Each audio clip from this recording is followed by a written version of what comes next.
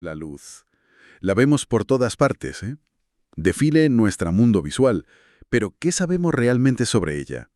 Hoy vamos a hacer una exploración detallada, ¿no? Usando una fuente enciclopédica bastante completa. Queremos entender su esencia. Exacto. Y para empezar, hay que decir que la luz que vemos, bueno, es solo una pequeña parte de algo mucho más grande. La radiación electromagnética Ah, claro. ocupa una franja muy específica, más o menos entre 400 y 700 nanómetros. Está ahí, junto al infrarrojo y al ultravioleta. Pero ojo, en física, muchas veces cuando se dice luz, pues se refieren a todo el espectro electromagnético completo. Vale, entendido. Entonces, si quisiéramos describir, digamos, un rayo de luz concreto, ¿en qué nos fijaríamos? ¿Cuáles son sus características? Pues miraríamos principalmente cuatro cosas: su intensidad, o sea, cuánto brilla, la dirección en la que va, su composición espectral, qué colores u longitudes de onda tiene, y su polarización. La polarización. ¿Eso qué es exactamente? Se refiere a cómo está orientada la oscilación de la onda de luz. Es un poco más técnico, pero también es una propiedad fundamental. Y, por supuesto, su velocidad en el vacío. Casi 300.000 kilómetros por segundo. Una barbaridad. Una constante universal, sí. Es tan clave que hoy en día el metro se define a partir de ella, ¿no? Increíble que una constante natural marque nuestro sistema de medida. Precisamente. Y esto nos lleva a uno de los puntos más fascinantes y quizá extraños de la luz, su dualidad onda-partícula. A ver, eso siempre me ha costado un poco. ¿Quieres decir que la luz es como dos cosas distintas al mismo tiempo? ¿Onda y partícula? No exactamente al mismo tiempo, sino que se muestra de una forma u otra. Depende de cómo interactuemos con ella, ¿sabes? O qué fenómeno estemos mirando. Se comporta como una onda cuando vemos cosas como la interferencia o la difracción. De eso se encarga la óptica física. Ajá. Pero se comporta como si fueran partículas que llamamos fotones cuando, por ejemplo, la detectamos con instrumentos muy sensibles o explicamos el efecto fotoeléctrico. Eso ya es terreno de la óptica cuántica. Qué curioso, fascinante. Y esa naturaleza de partícula, los fotones, tiene que ver con por qué vemos colores. ¿Y por qué solo algunos? Correcto, totalmente. Los fotones de la luz que vemos, la luz visible, tienen justo la energía necesaria para, digamos, activar las moléculas de nuestra retina. ¿Y las otras? ¿El infrarrojo? ¿El ultravioleta? Suficiente para provocar esa reacción. Y el ultravioleta tiene demasiada energía. De hecho, puede ser dañino o es absorbido por el ojo antes de llegar a la retina. Ojo, aunque no para todos los seres vivos, ¿verdad? He leído que algunos animales sí que captan esas otras luces. Así es. Las serpientes, por ejemplo, detectan el infrarrojo, el calor. Y algunos insectos ven en el ultravioleta. Su percepción del mundo es muy diferente a la nuestra. Claro. Y hablando de fenómenos visibles, un ejemplo clarísimo de la naturaleza ondulatoria es la refracción. Todos hemos visto esa pajita que parece que se dobla al meterla en un vaso de agua. Ah, sí, el ejemplo clásico. Eso pasa porque la luz cambia de velocidad al pasar del aire al agua. Exactamente eso. Cambia de velocidad y, si entra con cierto ángulo, también cambia de dirección. Hay una ley, la ley de Snell, que describe esto matemáticamente. Entonces, la luz va más lenta en el agua. Sí, siempre va más lenta en cualquier medio transparente que en el vacío. En el vacío es donde alcanza su velocidad máxima, la famosa c. Si echamos la vista atrás, entender qué es la luz ha sido un viaje larguísimo, ¿no? Desde las ideas de los griegos. Uf, sí, Empédocles, Euclides, ¿Mm? hasta la gran batalla científica. ¿Era una partícula, como decía Newton, o era una onda, como defendía Huygens? Ese fue un debate importantísimo en la historia de la física. Newton explicaba muy bien la reflexión, cómo la luz rebota. Pero su modelo de partículas fallaba con la refracción.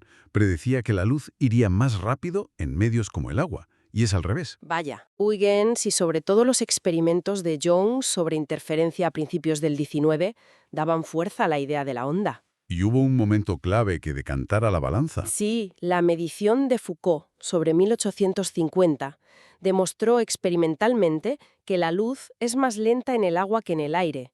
Eso fue un golpe muy fuerte para la teoría corpuscular de Newton en aquel momento. Parecía que ganaba la onda. Parecía. Pero la historia no acabó ahí, ¿no? Faltaba Maxwell.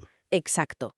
Maxwell fue un gigante. Unificó la electricidad y el magnetismo en sus famosas ecuaciones y demostró que la luz es una onda electromagnética, una vibración de campos eléctricos y magnéticos viajando por el espacio. Entonces, caso cerrado. La luz es una onda electromagnética y punto. Bueno, eso parecía, pero a principios del siglo XX llegaron Planck y Einstein y lo revolucionaron todo otra vez, con la cuántica. Ah, la cuántica. Planck, para explicar la radiación de cuerpo negro, propuso que la energía no se emitía de forma continua, sino en paquetes. Y Einstein usó esa idea para explicar el efecto fotoeléctrico, diciendo que la luz misma estaba hecha de esos paquetes, de esos cuantos de luz, los fotones. Volvamos a las partículas. Entonces, ¿onda o partícula? ¿En qué quedamos al final? Pues, ¿en qué es ambas cosas? La física moderna acepta esa dualidad. Necesitamos los dos modelos, el de onda y el de partícula, para poder explicar todos los fenómenos que vemos relacionados con la luz. Depende del experimento, del contexto. Es contraintuitivo, pero fascinante. ¿Y de dónde nos llega la luz? Aparte del Sol, claro. El Sol es nuestra fuente principal, natural, sí. Emite luz por ser un objeto muy caliente, lo que llamamos radiación de cuerpo negro. Pero hay muchas más fuentes. El fuego, las bombillas. Claro, las bombillas incandescentes de toda la vida, aunque son muy poco eficientes, generan mucho calor, mucha radiación infrarroja que no vemos. Ahora tenemos los LEDs, los láseres. Mucho más eficientes. Sí, e incluso hay seres vivos que producen luz, como las luciérnagas, la bioluminiscencia. Es verdad. Y una última curiosidad que mencionaba la fuente que consultamos. La luz ejerce presión. ¿Cómo es eso? Los fotones empujan. Si lo hacen, tienen momento lineal, aunque la presión que ejercen es diminuta a nuestra escala. Harían falta, no sé, miles de millones de punteros láser para mover una moneda. Entiendo, casi nada. Pero a escala nanométrica o en el espacio, esa presión sí es importante. Piensa en las velas solares, por ejemplo, que se propulsarían por el empuje de la luz del Sol. Increíble. Realmente la luz tiene muchísimas facetas. En resumen, podemos decir que la luz es mucho más que lo que vemos. Es una constante fundamental del universo, un fenómeno con esa extraña doble naturaleza, onda y partícula. Es esencial para la vida. Piensa en la fotosíntesis. Claro, sin ella. Y su estudio ha cambiado radicalmente nuestra comprensión de la física y ha impulsado muchísima tecnología. Entonces, a pesar de todo lo que hemos avanzado, parece que la luz todavía guarda secretos, ¿no? Sigue siendo un campo lleno de posibilidades. Sin ninguna duda. Y eso nos puede llevar a una reflexión final, quizá un poco más allá. A ver, Dada esa dualidad tan extraña y que cada vez somos más capaces de manipular la materia y la energía a escala cuántica, ¿qué nuevas fronteras se abrirán en nuestra interacción con la luz? ¿Podríamos llegar a controlarla de formas que hoy ni siquiera imaginamos? Quizá, difuminando aún más esa línea entre lo que es energía y lo que es materia. Ahí queda la pregunta para pensar.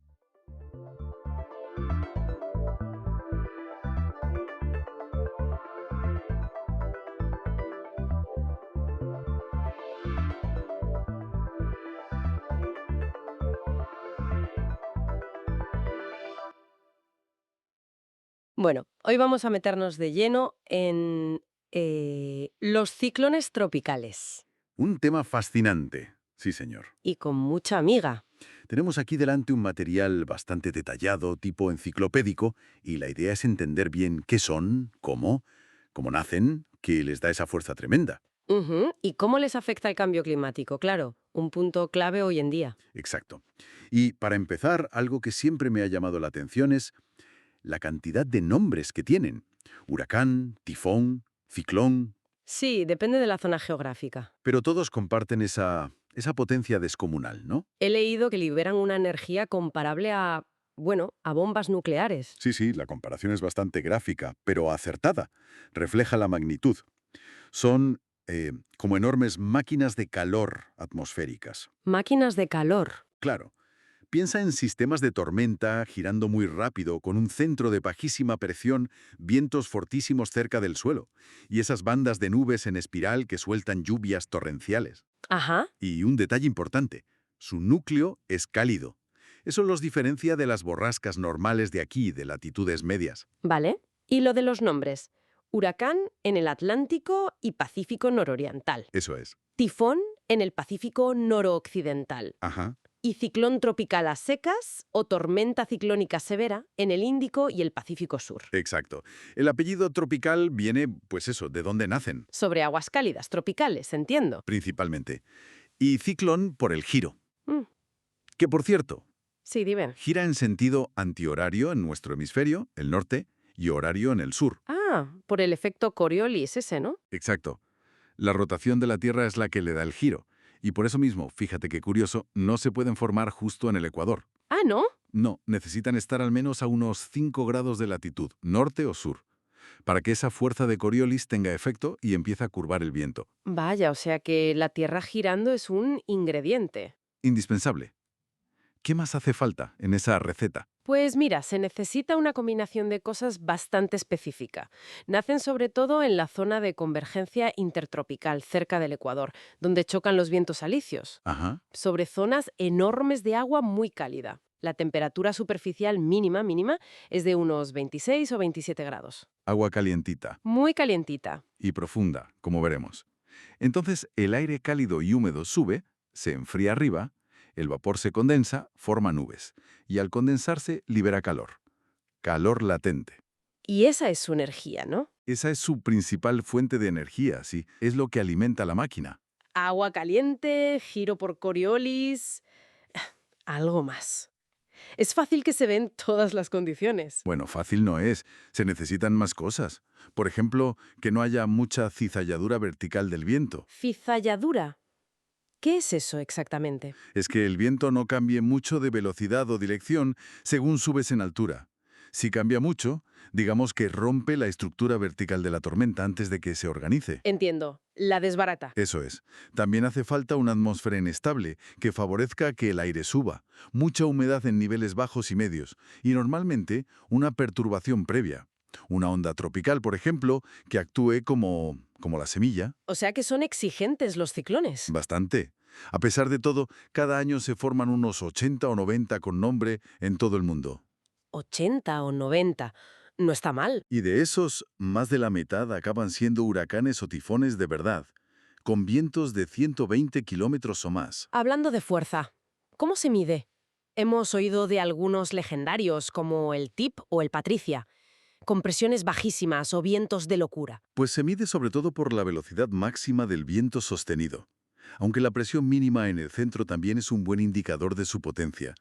Las escalas, como la Saffir-Simpson que nos suena más aquí, Sí. usan la velocidad del viento para ponerles categoría. ¿Y qué hace que uno se dispare y se vuelva un monstruo? Pues aguas más cálidas y sobre todo con mucho calor almacenado en profundidad, lo que se llama el contenido de calor oceánico, OHC.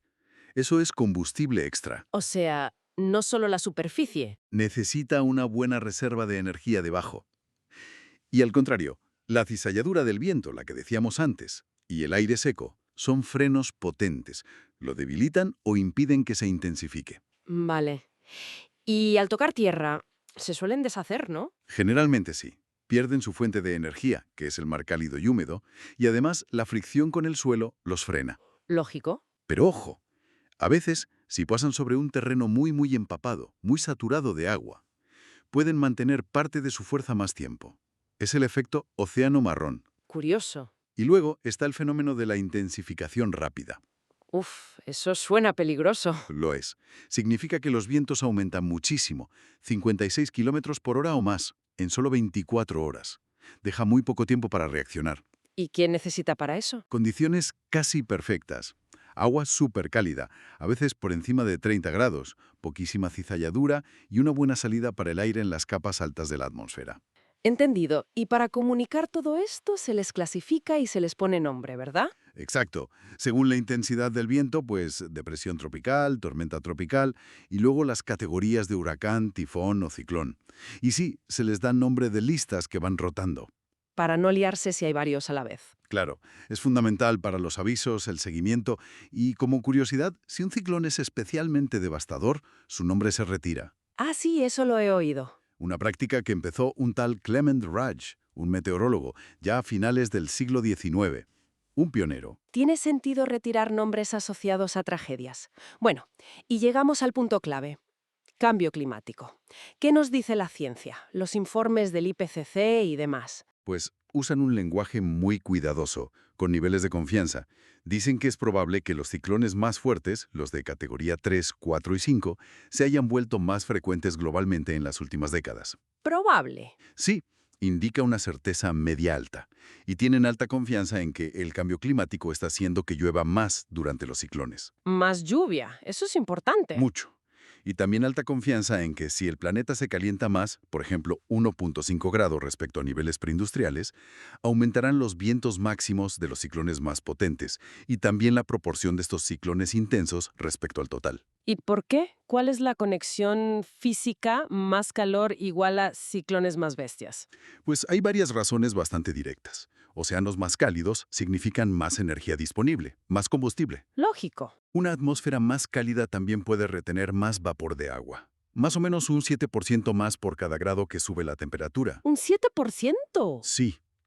Y más vapor de agua en el aire significa, pues, más lluvia potencial cuando se forma la tormenta. Claro, lluvias más torrenciales. Exacto. Y no olvides la subida del nivel del mar, Cierto. que también se debe al calentamiento. Eso hace que la marejada ciclónica, esa subida del mar que empuja el ciclón hacia la costa, sea más destructiva e inunde zonas más extensas. O sea, el paquete completo. Más intensos, con más lluvia y marejadas peores por la subida del mar. ¿Se nota ya algún cambio en dónde se forman o cuántos hay? Pues se está viendo una tendencia a que los ciclones alcancen su máxima intensidad un poquito más lejos del ecuador, como si se desplazaran hacia los polos. Curioso también. Y sobre si hay más o menos ciclones en total cada año, ahí no hay tanto consenso científico. Parece que el número total no está cambiando drásticamente. Pero sí la proporción de los fuertes. Eso parece más claro. Y ojo a este dato. Un pequeño aumento en la velocidad del viento, digamos un 5%, puede aumentar el poder destructivo una barbaridad. ¿Cuánto es una barbaridad? Pues alrededor de un 50% más de potencial de daño, ¿Un 50%? por un 5% más de viento. ¿Sí? Sí, sí. La relación no es lineal. El poder destructivo aumenta mucho más rápido que la velocidad del viento. Madre mía. Eso sí que es un dato para tener en cuenta. En resumen, son fenómenos complejos, un equilibrio delicado entre el océano y la atmósfera, Exacto. y parece que el cambio climático está alterando ese equilibrio, ¿no? Haciéndolos potencialmente más peligrosos. Así es. Son un ejemplo muy visible de cómo calentar el sistema climático puede amplificar los eventos extremos. Pues sí, y ya para terminar, una reflexión un poco de ciencia ficción, si quieres. Si tenemos estos monstruos giratorios aquí, ¿podrían existir en otros mundos? Ostras, buena pregunta. Pues la teoría dice que sí. ¿En serio? Sí, sí. Planetas fuera del sistema solar, exoplanetas, sobre todo si tienen océanos y están anclados por marea a su estrella. O incluso lunas como Titán, aquí al lado, con sus mares de metano. Titán. Podrían tener sus propias versiones de ciclones, con características diferentes, claro, adaptadas a su atmósfera y a su líquido. Pero el mecanismo básico podría darse. Imagínate descubrir un huracán de metano en Titán. Sería increíble. Y nos enseñaría mucho sobre cómo funcionan estas dinámicas atmosféricas en condiciones muy distintas. Daría que pensar, desde luego.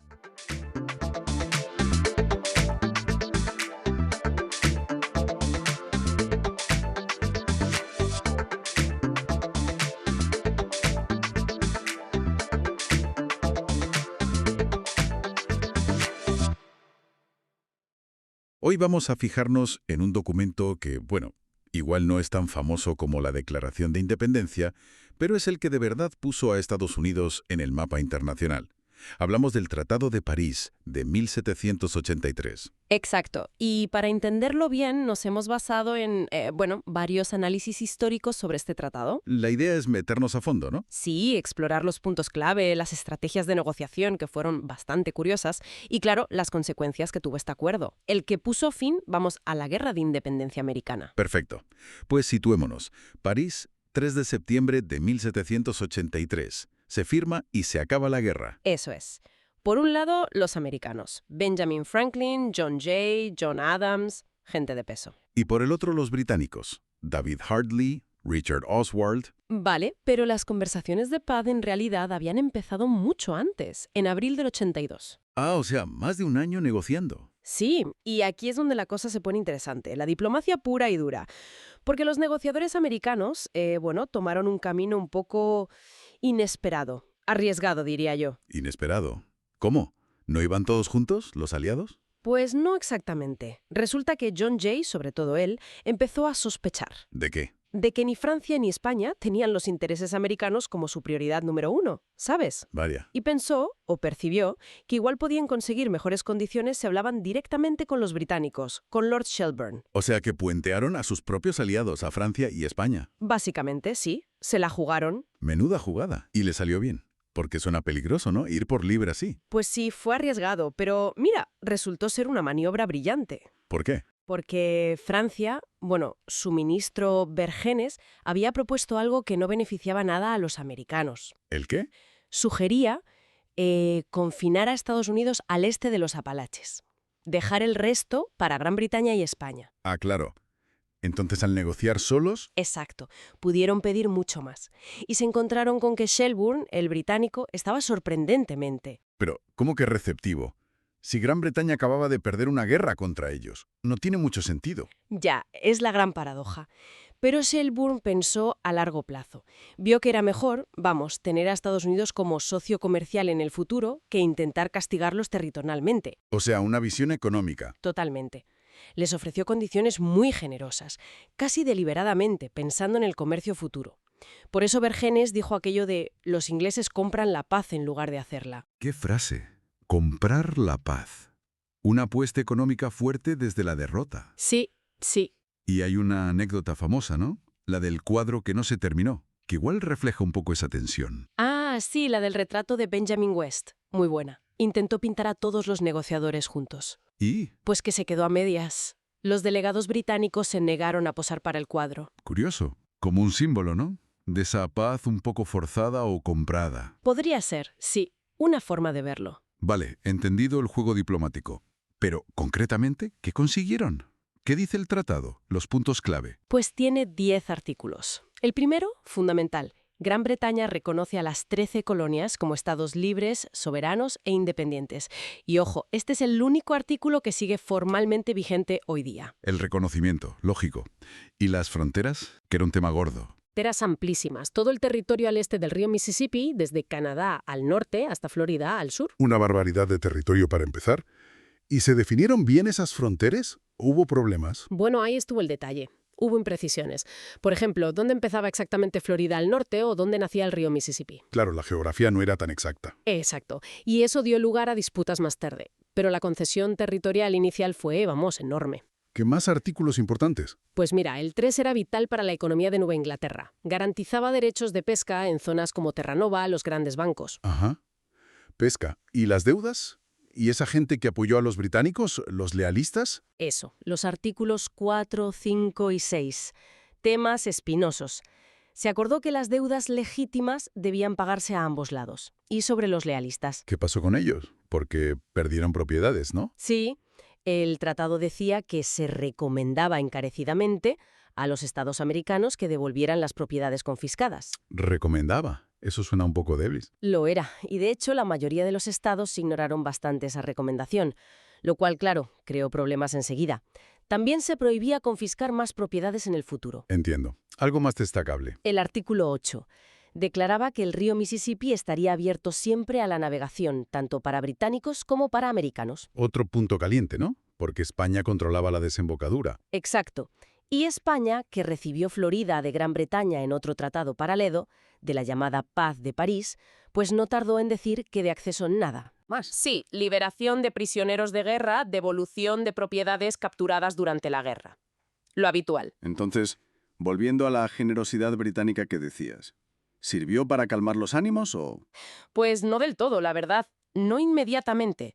Hubo incumplimientos por las dos partes casi desde el principio. ¿Cómo cuáles? Los estados americanos, como te decía, pasaron bastante de las cláusulas sobre los lealistas y las deudas. Ajá. Y Gran Bretaña pues aprovechó eso como excusa para no irse de algunos fuertes militares que tenían territorio que ya era estadounidense. Se quedaron allí más tiempo del acordado. Vaya. O sea que la paz no fue tan pacífica al principio. No. Y lo de España bloqueando el Mississippi complicó aún más las cosas en el sur. ¿Y esas tensiones, lo de los fuertes británicos, cómo se arregló? Fue mucho más que un simple papel diciendo sois independientes. Muchísimo más. Dibujó el primer mapa de Estados Unidos, un mapa enorme. Y fue resultado de una mezcla de cosas. La victoria militar americana, sí, pero también esa visión económica británica tan particular. Y la audacia diplomática de los americanos negociando por su cuenta, una combinación muy interesante. Definió el presente de la nueva nación, pero también dejó sembradas unas cuantas disputas para el futuro. Totalmente. Un tratado con efectos inmediatos, pero también con problemas latentes que, bueno, duraron décadas. Y nos deja una pregunta interesante para pensar, ¿no? ¿Qué pesó más para que Estados Unidos consiguiera unas condiciones tan buenas al final? Buena pregunta. ¿Fue la habilidad de Jay Adams y Franklin jugando sus cartas diplomáticas solos? ¿O fue esa visión pragmática casi sorprendente de Lord Shelburne, pensando más en el negocio futuro que en la revancha? Pues ahí queda la reflexión, un equilibrio fascinante entre diplomacia, guerra y intereses económicos a largo plazo. Da para pensar, la verdad.